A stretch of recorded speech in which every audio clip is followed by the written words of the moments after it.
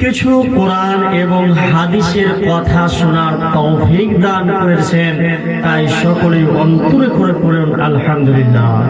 অতঃপর লাখো কোটি দরুদ আসান্তের ধারা বর্ষিত হোক প্রিয় নবী মুহাম্মদ মুস্তাফা, সকলে পড়ুন সাল্লাল্লাহু আলাইহি ওয়াসাল্লাম। আল্লাহুম্মা সাল্লি আলাইহি, আল্লাহুম্মা বারিক আলাইহি। আমার বক্তব্য শুরু করার আগে কয়েকটি কথা আমি বলছি, সেটা হচ্ছে কি, এইখানে যে কয়েকজন আপনার মানুষ বসে আছেন, একটা কথা আমার কাছে শুনে যান। কিতাবুত তা'বীর, বুখারী শরীফের কিতাবুত তা'বীরের মধ্যে একটা হাদিস নিয়ে আসা হয়েছে। সেই হাদিসটা হচ্ছে কি, যে নবীজি একদিন মসজিদে নববীতে বসে আছেন এবং সাহাবীদেরকে কিছু আলোচনা করছিলেন, কিছু কথা শোনাচ্ছিলেন, কোরআন হাদিসের কথা আলোচনা করছিলেন। এমতো অবস্থায় তিনজন মানুষ আসলো, আর তিনজন মানুষ আসার পরে দুইজন মানুষ আল্লাহ রাব্বুল আলামিন নবী করিম সাল্লাল্লাহু আলাইহি ওয়াসাল্লামের মাহফিলে বসে গেলেন, যেখানে জায়গা পেলেন ওখানে বসে গেলেন, আর বাকি একজন দাঁড়ালেন, আর দাঁড়ানোর পরে চলে গেলেন। যেরকম ধরেন আপনাদের গ্রামের পরিস্থিতি, বাইরে বসে আছে কিন্তু এখানে আসছে না, ঘুরে চলে গেলেন।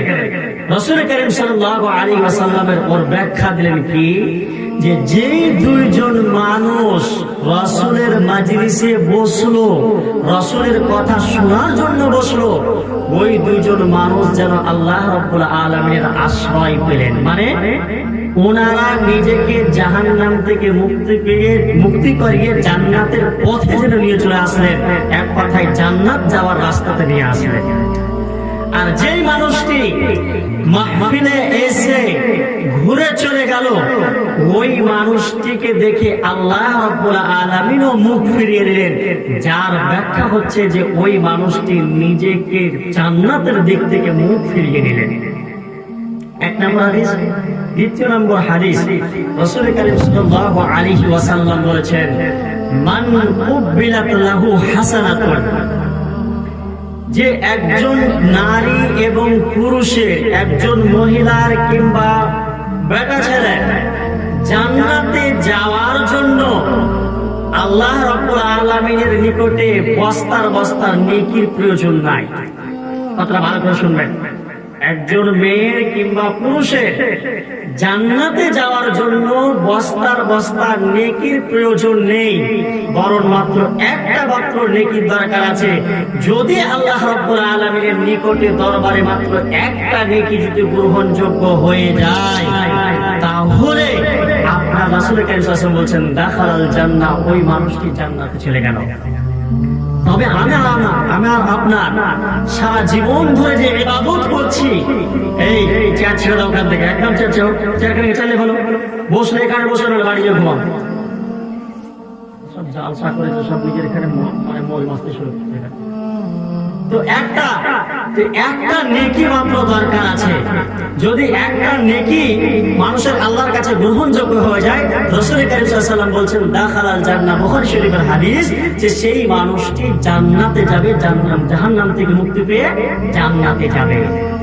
তবে আমার আপনার সারা জীবন ইবাদত বান্দাগি করে আমাদের নেকি আল্লাহর কাছে একটা গ্রহণ হচ্ছে কি হচ্ছে না, এটাই হচ্ছে সবচাইতে বড় কথা।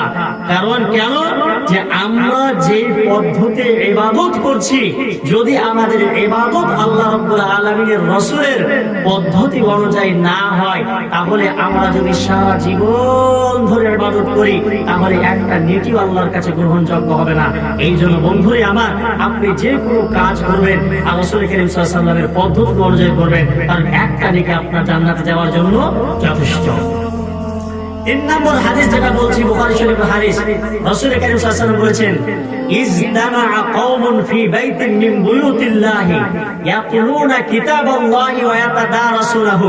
রাসূল করিম সাল্লাল্লাহু আলাইহি ওয়াসাল্লাম বলছেন, যখন কোন মসজিদে, কোন স্থানে, কোন একটা আম জায়গাতে, কোন মসজিদের মাহফিলে, কোন জালসার মাহফিলে, যখন কোন জায়গাতে কোরআন এবং হাদিসের আলোচনা হয়, ওই জায়গাতে যখন মানুষেরা বসে থাকে, নারী পুরুষ বসে, তারা সুন্দর করে কোরআন এবং হাদিসের কথা শুনে ইয়াতুলুনা কিতাবাল্লাহি, সেখানে কোরআনে কারীমের তিলাওয়াত হয়, কোরআনে কারীমের ব্যাখ্যা হয়, কোরআনে কারীমের তাফসীর হয়, ওয়া ইয়াতাদারাসুহু, কেউ বলে কেউ শুনে, এক কথায় ডিসকাস করে, বুঝে, যেটা বুঝতে না পারে সেটাকে বুঝে, এরকম যে জায়গাতে হতে থাকে সেই জায়গা সম্পর্কে রাসূল কারীম সাল্লাল্লাহু আলাইহি ওয়াসাল্লাম বলেন ইল্লা নাযালাত আলাইহিমুস সাকিনা, সেই জায়গাতে তিনটা কাজ হয়। সেটা প্রথম নম্বর হচ্ছে রাসূল বলেন ইল্লা নাযালাত আলাইহিমুস সাকিনা, সেই জায়গাতে আল্লাহ রাব্বুল আলামিনের রহমত যিনি বর্ষিত হতে থাকে। এক নম্বর। দ্বিতীয় নম্বর কথা হচ্ছে, বললাম যে চারখানে সেটা কেন চারখানে আর আমি এখানে উঠে যে পাক মেরে বলছে ভালো করে একটা মন আমার খুব খারাপ। আর তিন নম্বর কথা হচ্ছে ওয়াগাশিয়াতুহুমুর রাহমা, আল্লাহ রাব্বুল আলামিনের রহমত ওই মানুষটিকে কি করে এসে একদম ঢেকে দেয়। আর চার নম্বর হচ্ছে কি ওয়াহাফাতুহুমুল মালাইকাতু, আর কি করে আল্লাহ রাব্বুল আলামিনের ফেরেশতারা ওই মানুষটিকে নিজের পর দিয়ে কি করে এসে কি করে ঢেকে দেয়।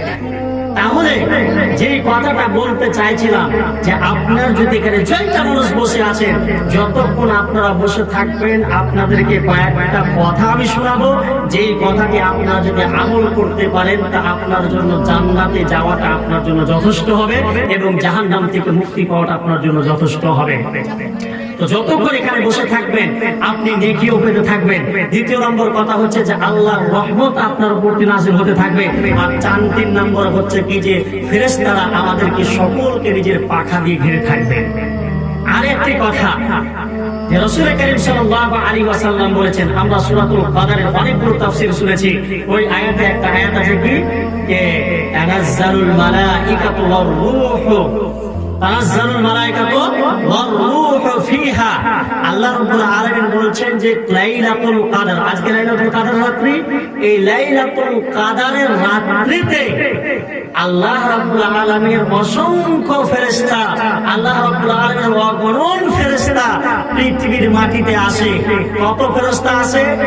আর উদাহরণ দিয়ে বলা হয়েছে যে পৃথিবীর মাটিতে যতগুলো ছোট ছোট বালু বা পাথরের টুকরা আছে, পৃথিবীতে যত